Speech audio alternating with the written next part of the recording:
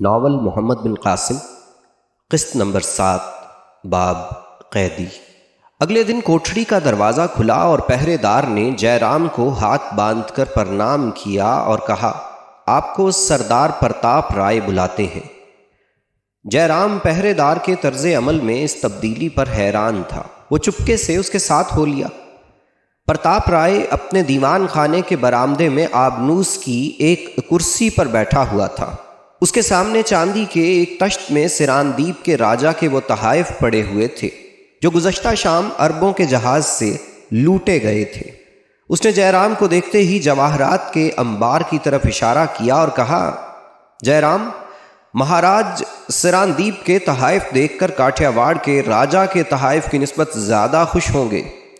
इनमें एक एक हीरा तुम्हारे संदूक के सारे सामान से ज़्यादा कीमती है। जयराम ने उस पर कहर आलूद निगाह डाली और अपने होंठ काटने लगा। प्रताप राय ने कहा, लेकिन तुम्हारा चेहरा जर्द और तुम्हारी आंखें सुर्ख हैं। मालूम होता है तुम रात भर नहीं सोए। कोठड़ी में बहुत गर्मी होगी। बंदरगाह से वापस आकर मुझे तुम्हारा ख्याल ना आया, वरना तुम्हें इतनी देर वहां रखने की ज़रूरत नहीं थी। मैंने महाराज की खिदमत में एलची भेज दिया है। चंद दिनों तक कैदियों के मुतालिक उनका हुक्म आ जाएगा। जयराम ने कहा, तो आपने उन्हें कैद कर लिया? हाँ, मैंने तुम्हें कल भी बताया था कि ये राजा का हुक्म है। आपने उन्हें लड़कर कैद किया या मेज़बान बनकर? प्रताप राय ने जवाब दिया, तुम अभी बच्चे हो, लड़ाई में सब कुछ जायज़ है। और मेरी बहन कहाँ है? कौन? मेरी बहन? वो कहाँ थी? आप मुझे बनाने की कोशिश ना करें। एक राजपूत की इज्जत पर हाथ डालना इस कदर आसान नहीं जिस कदर आप समझ रहे हैं। मैं पहले आपके राजा का मुलाजिम था और अब मैं काठियावाड़ के राजा के सफ़ीर की हैसियत में यहाँ आया हूँ।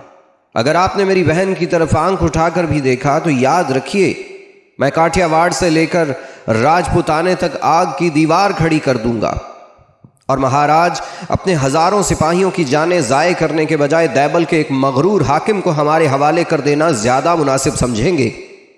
रहे अरब, वो मेहमान थे।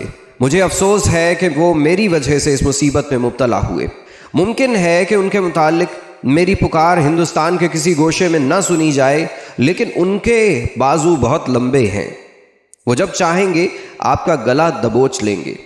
प्रताप राय को मालूम था कि बाज़ औक़ात राजा के गलत अहकाम बजा लाने का खमियाजा अहलकारों को भुगतना पड़ता है। हाकिम खतरे के वक्त अपना कसूर अहलकारों के सर थोप दिया करते हैं।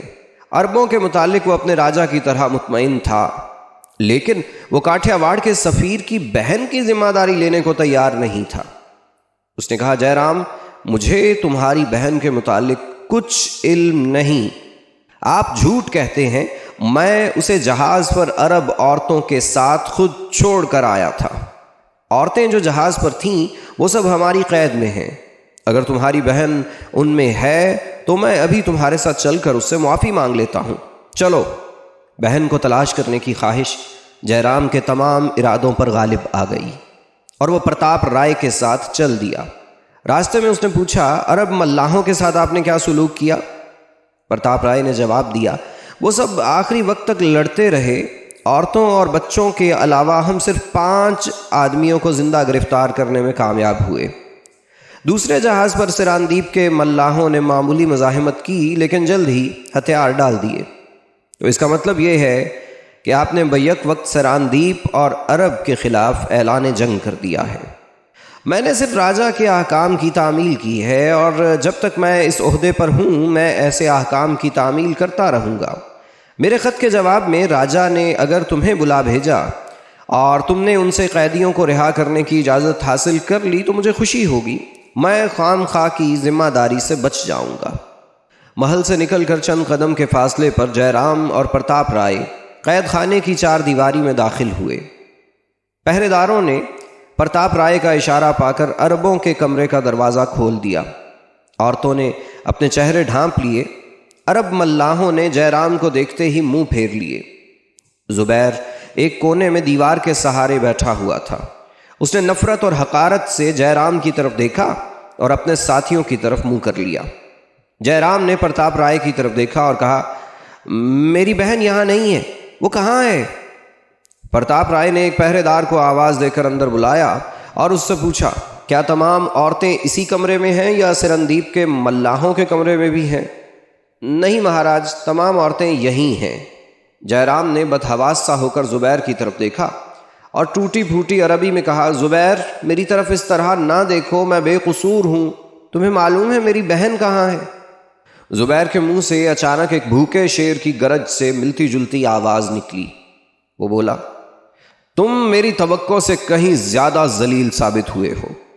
तुम झूठ से हकीकत पर पर्दे नहीं डाल सकते, लेकिन याद रखो, अगर नाहीद का बाल भी बीका हुआ तो खुदा की जमीन पर तुम्हें कोई ऐसा खित्ता नहीं मिलेगा जो हमारे इंतकाम से पनाह दे सके। नाहीद को उड़ाने के लिए तुमने अपनी बहन को जहाज पर छोड़ा था। तुम्हारी तदबीर कामयाब रही। तुमने अपने इस हलीफ को हमारा मेजबान बनाकर भेजा और मुझे जहाज से बुलवा लिया और खुद पीछे से जहाज पर पहुंचकर ना मालूम किस बहाने से नाहीद को कहीं ले गए। लेकिन अगर सुलह और जंग के लिए तुम लोगों के यही उसूल हैं तो याद रखो कि तुम्हारे राजा के दिन गिने जा चुके हैं। प्रताप राय ने अचानक सिपाही के हाथ से कोड़ा छीन कर जुबैर के मुंह पर दे मारा और दूसरी जरब के लिए तैयार था कि जयराम ने आगे बढ़कर उसका हाथ पकड़ लिया। प्रताप राय ने हाथ छुड़ाने की कोशिश करते हुए कहा, तुम राजा की तौहीन बर्दाश्त कर सकते होगे, मैं नहीं कर सकता। जयराम ने कहा, मैं तुमसे आखिरी बार पूछता हूं कि मेरी बहन और उस अरब लड़की को तुमने कहां छुपाया है? इस सवाल ने प्रताप राय का गुस्सा ठंडा कर दिया और थोड़ी देर सोचने के बाद वो बोला, क्या यह मुमकिन नहीं कि हमारे हमले के वक्त उसे इंतकामी जज्बे के तहत जहाज से नीचे फेंक दिया गया हो? जयराम ने जवाब दिया, ये लोग दुश्मनी में भी शराफत को हाथ से नहीं जाने देते और मेरी बहन के साथ अरब लड़की का गायब होना यह जाहिर करता है कि इस साजिश की तह में किसी तुम्हारे जैसे कमीने आदमी का दिमाग काम कर रहा है। जुबैर ने फिर जयराम से मुखातिब होकर कहा, तुम लोग इन बातों से मुझे बेवकूफ़ नहीं बना सकते। नाहीद, खालिद और तुम्हारी बहन बैक वक्त जहाज से गायब हुए हैं और वो यकीनन तुम्हारी कैद में हैं। मुझे तुमसे किसी नेकी की तवक्को नहीं, लेकिन हम इतना ज़रूर चाहते हैं कि हमें सिंध के राजा के सामने पेश किया जाए और जब तक वो हमारा फैसला नहीं करता, नाहीद और खालिद को हमारे साथ ही रखा जाए। प्रताप राय ने चौंक कर कहा, मैं अब समझा जयराम, अगर इन लड़कियों के साथ जहाज पर से कोई आदमी भी गायब हुआ है तो ये मामला साफ है। कल रात बंदरगाह से एक सरकारी कश्ती भी गायब हुई है, लेकिन वो लोग ज्यादा दूर नहीं जा सकते। तुम मेरे साथ आओ। प्रताप राय और जयराम कैद खाने से बाहर निकलकर घोड़ों पर सवार हुए और उन्हें सरपट दौड़ाते हुए बंदरगाह पर पहुंचे। बंदरगाह के पहरेदारों ने शाम के वक्त कश्ती गायब हो जाने के मुतालिक प्रताप राय के बयान की तस्दीक की और माया के मुतालिक जयराम की तशवीश बढ़ने लगी। प्रताप राय ने चंद कश्तियां और जहाज शिमाल और मगरिब के साहिल के साथ साथ देखभाल के लिए रवाना कर दिए और जयराम को तसल्ली दी कि वो ज़्यादा दूर नहीं जा सकते। जयराम प्रताप राय के साथ शहर वापस चला आया। सहपहर तक अपने मकान में माया के मुतालिक कोई खबर न पाकर उसने बंदरगाह पर जाने का इरादा किया, लेकिन प्रताप राय का सिपाही आया और उसे अपने साथ उसके महल की तरफ ले गया। प्रताप राय के महल के पाई बाग में जुबैर और अली नारियल के 2 दरख्तों के साथ जकड़े हुए थे। प्रताप राय, उसके चंद सिपाही और 2 जल्लाद हाथ में कोड़े लिए उनके पास खड़े थे। अली और जुबैर की झुकी हुई गर्दनें और उरियां सीनों पर ज़रबों के निशानात ये जाहिर कर रहे थे कि उन्हें नाकाबिले बर्दाश्त जिस्मानी अजियत पहुंचाई जा चुकी है। एक सिपाही ने जयराम की आमद की इत्तला दी और प्रताप राय का इशारा पाकर जल्लाद जुबैर और अली पर कोड़े बरसाने लगे। जुबैर एक चट्टान की तरह खड़ा था, लेकिन अली की कुव्वत बर्दाश्त जवाब दे चुकी थी और कोड़े की हर ज़रब के साथ उसके मुंह से चीखें निकल रही थीं। बाहर के दरवाजे में पांव रखते ही अली की चीख पुकार ने जयराम को मुतवज्जे किया और उसने भागकर दोनों जल्लादों को यके बाद दीगरे पीछे धकेल दिया और प्रताप राय की तरफ मुतवज्जे होकर कहा, यह जुल्म है, यह पाप है। आपने मुझसे वादा किया था कि आपने इनका फैसला राजा पर छोड़ दिया है। प्रताप राय ने अली की तरफ इशारा करते हुए जवाब दिया, यह लड़का सिपाहियों ने शहर से तलाश किया है। मालूम होता है कि ये तुम्हारी बहन के साथ ही जहाज़ पर से रूपोश हो गया था और इसके बाकी साथी शहर के आसपास कहीं छुपे हुए हैं। जयराम ने आगे बढ़कर अली से पूछा, तुम कहाँ थे और मेरी बहन कहाँ है? अली ने सरापा इल्तिजा बनकर उसकी तरफ देखा और फिर गर्दन झुका ली। जयराम ने कहा, अगर तुम्हें माया देवी के मुतालिक कुछ मालूम है तो बता दो, मैं तुम्हें बचा सकता हूं। अली ने दोबारा गर्दन उठाई और चिल्ला चिल्ला कर कहना शुरू किया, मुझे मालूम नहीं, मैं सच कहता हूं, मुझे उनके मुतालिक मालूम नहीं। मैंने जहाज पर से कूदने से पहले उन्हें तलाश किया था, लेकिन वो मुझे मालूम नहीं कि कहां गायब हो गए। जयराम ने पूछा, तुम शहर में कैसे पहुंचे? मैं जहाज से कूदकर समंदर के किनारे एक कश्ती में छुप गया था। आज मैं शहर पहुंचा और सिपाही मुझे पकड़कर यहां ले आए। तुम सब जालिम हो, मैंने तुम्हारा कोई कसूर नहीं किया। जयराम ने जुबैर की तरफ देखा, लेकिन हैरानी, गुस्सा, नदामत और अफसोस के जज्बात के हैजान में वो उससे मुखातिब होने के लिए मौजू अल्फाज तलाश न कर सका। उसकी आंखें एक बार उठी और झुक गईं, होंठ कपकपाए और एक दूसरे से पैवस्त हो गए। उसने प्रताप की तरफ मुतवज्जे होकर कहा, आप इन्हें छोड़ दें, मुझे इन पर कोई शुबहा नहीं। प्रताप राय ने कहा, मैं इन्हें कैसे छोड़ सकता हूं? अगर तुम्हारी बहन जहाज पर थी तो इनको यकीनन इल्म होगा कि वो कहाँ है। तुम शायद अब तक मुझे मुजरिम ख्याल करते हो और मैं इन लोगों की ज़बान से तुम्हें यकीन दिलाना अपना फ़र्ज़ समझता हूँ कि तुम्हारी बहन को इन लोगों ने छुपा रखा है, और अगर वो ज़िंदा नहीं तो इन्होंने जहाज़ पर हमला होने से पहले उसे समंदर में फेंक दिया होगा। अब या इन्हें अपने जुर्म का इकबाल करना पड़ेगा और या तुमको तस्लीम करना पड़ेगा कि तुम्हारी बहन जहाज़ पर थी ही नहीं और तुमने मुझे मरूब करने के लिए यह बहाना तलाश किया था। प्रताप राय ने फिर जल्लादों को इशारा किया और वो जुबैर और अली पर फिर कोड़े बरसाने लगे। जयराम चिल्लाया, ठहरो ठहरो, ये बेकसूर है, ये जुल्म है, इन्हें छोड़ दो। लेकिन उसकी चीख पुकार बेअसर साबित हुई। उसने आगे बढ़कर एक जल्लाद के मुंह पर घूंसा रसीद किया, लेकिन प्रताप राय के इशारे से चंद सिपाहियों ने उसे पकड़कर पीछे हटा दिया और सिपाहियों की गिरफ्त से आज़ाद होने के लिए वो जिद्दोजहद कर रहा था। अली चीखे मारने के बजाय नीम बेहोशी की हालत में आहिस्ता आहिस्ता कराह रहा था। जुबैर हर कोड़े की ज़रब के बाद जयराम की तरफ देखता और फिर आंखें बंद कर लेता। बिल आखिर अली के कराहने की आवाज़ बंद हो गई और गर्दन उठाने और आंखें खोलने के लिए जुबैर की ताकत भी जवाब दे गई। प्रताप राय ने एक सिपाही को गरम लोहा लाने का हुक्म दिया। जयराम फिर चिल्लाया, प्रताप, तुम जालिम हो, कमीने हो, मुझे जो चाहो सजा दे लो, लेकिन इन पर रहम करो। प्रताप राय ने गरज कर कहा, मुझे तुम्हारी बदजबानी की कुछ परवाह नहीं, मैं तुम्हारा फैसला महाराज पर छोड़ूंगा, लेकिन इस वक्त इनकी जान मेरे कब्जे में है। मैं इनकी आंखें निकलवा दूंगा, इनकी बोटियां नोच डालूंगा। यह नामुमकिन है कि ये जिंदा भी रहें और तुम महाराज के पास जाकर अपनी बहन के अगवा किए जाने की जिम्मेदारी भी मुझ पर डालो। अगर तुम्हारी बहन जहाज पर से गायब हुई है तो मैं ज़रूर इसका पता लगाऊंगा। इसके लिए अगर मुझे इन तमाम बच्चों और औरतों के साथ भी यही सुलूक करना पड़ा तो भी मैं दरेग नहीं करूंगा।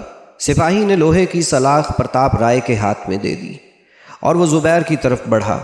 जयराम ने बुलंद आवाज में कहा, नहीं नहीं, ठहरो, मेरी बहन जहाज पर नहीं थी, मैं अकेला आया था, मैं फ़कत इनकी जान बचाना चाहता था। प्रताप राय ने जवाब दिया, लेकिन अब मुझे क्यों कर यकीन आए कि तुम राजा के सामने ऐसी कहानियां बयान करके उसे मेरे खिलाफ नहीं भड़काओगे। प्रताप, मैं वादा करता हूं, एक राजपूत का वादा, मुझ पर एतबार करो और तुम्हें यह गवाही भी देनी पड़ेगी कि जहाज पर से कोई भी लड़की गायब नहीं हुई। ठीक है, अगर तुम इन्हें छोड़ दो तो मैं ये वादा करने के लिए भी तैयार हूं। इन्हें छोड़ना ना छोड़ना तो राजा का काम है। मैं सिर्फ ये वादा कर सकता हूं कि आइंदा इनके साथ सख्ती नहीं करूंगा। तुम्हें राजा के सामने ये भी मानना होगा कि तुमने इन लोगों को छुड़ाने की नीयत से मुझ पर दबाव डाला और अपनी बहन को एक बहाना बनाया था। जयराम ने शिकस्त खोरदा सा होकर जवाब दिया, हाँ, मैं इसके लिए भी तैयार हूं। प्रताप राय ने लोहे की सलाख फेंकते हुए कहा, तुमने मुझे खाम खा ही परेशान किया। जुबैर ने होश में आकर आंखें खोली। वो अली के करीब कैद खाने में पड़ा हुआ था। जयराम ठंडे पानी की बाल्टी से रुमाल भिगो भिगो कर उसके जख्मों पर टिकोर कर रहा था। एक औरत अली को होश में लाने की कोशिश कर रही थी। जुबैर होश में आते ही उठकर बैठ गया। जयराम ने पानी का कटोरा भरकर उसके होंठों से लगा दिया। जुबैर के दिल में एक लम्हे के लिए फिर एक बार गुस्सा और हकारत के जज्बात बेदार हुए, लेकिन जयराम की आंखों में आंसू देखकर उसने पानी के चंद घूंट पी लिए। जयराम ने फ़कत इतना कहा, जुबैर मुझे अफसोस है, और उसकी खूबसूरत आंखों से आंसू टपक पड़े। जुबैर ने अपने चेहरे पर एक मगमूम सी मुस्कुराहट लाते हुए कहा, जयराम तुम मेरे लिए एक मुअम्मा हो। तुमने दैबल के हाकिम से साजबाज करके हमें इस हालत तक पहुंचा दिया, और उसके बाद तुम मेरे लिए जल्लादों से नवरदाजमा भी हो गए, और अब तुम आंसू भी बहा रहे हो। आखिर इन सब बातों का मतलब क्या है? जयराम के होंठों से दर्द की गहराइयों में दबी हुई आवाज़ निकली, जुबैर मुझ पर एतबार करो, मैं तुम्हारा दोस्त हूँ। तुमने मेरी जान बचाई थी, और एक राजपूत एहसान फरामोश नहीं हो सकता। दैबल के सरदार ने मेरे साथ धोखा किया। तुम्हारे जहाज़ों पर हमला करने से पहले मुझे एक कोठरी में बंद कर दिया। तुम मुझसे बदजन हो, मुझे दगाबाज समझते हो, लेकिन मैं बेकसूर हूँ। अगर भगवान ने मौका दिया तो मैं ये साबित करूँगा। जुबैर ने कहा, अगर तुम इस साजिश में शरीक नहीं तो मैं पूछता हूँ कि नाहिद और खालिद कहाँ हैं? जयराम ने जवाब दिया, अगर तुम माया के मुतालिक कुछ नहीं जानते तो मैं खालिद और नाहिद के मुतालिक क्या बता सकता हूँ? मैं तुमसे कह चुका हूँ कि मैं सारी रात कोठड़ी में बंद रहा। तुम जहाज़ पर थे। बंदरगाह से एक कश्ती भी उस रात गायब हो चुकी। अगर तुमने लड़ाई से पहले उन्हें कहीं भेज दिया है तो भगवान के लिए मुझसे ना छुपाओ। मुझे यकीन है कि तुमने उन्हें प्रताप राय के जालिम हाथों से बचाने की नीयत से कहीं भेजा होगा। मुझे सिर्फ इतना बता दो कि माया जिंदा है और किसी महफूज जगह पर है। मैं वादा करता हूँ कि तुम पर कोई आंच नहीं आने दूंगा।